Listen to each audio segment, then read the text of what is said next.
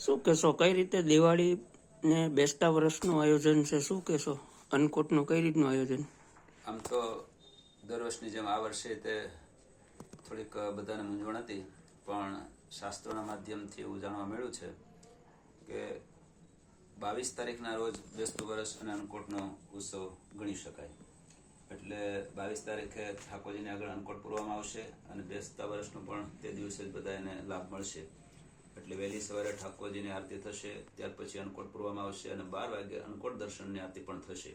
એટલે તમામ ભક્તોને ખાસ જણાવવાનું છે કે દિવાળી અને બેસતું વર્ષ એ જ્યારે આવી રીતે થોડુંક ગૂંચવણભર્યું હોય ત્યારે જેમ બધા નિર્ણય લે એવી રીતે શાસ્ત્રોના માધ્યમથી જે નિર્ણય લેવાનો છે કે ચોપડા પૂજન પછી બેસતું વર્ષ એ અનુસારે સૌ કોઈ ભક્તોએ 22 તારીખના રોજ બેસતા વર્ષનો લાભ લઈ અને ઉત્સવને મનાવો એવી બધા ભક્તોને ખાસ ભલામણ છે. સ્વામિનારાયણ મંદિર બંગલી ચોક જૂનું, ત્યાંથી આપણે પણ એવી રીતે આ બેસતા વર્ષનો દિવસ ઉજવવાના છીએ એ બધા ભક્તોને ખાસ અમે જણાવીએ છીએ. અસ્તુ. જય સ્વામિનારાયણ.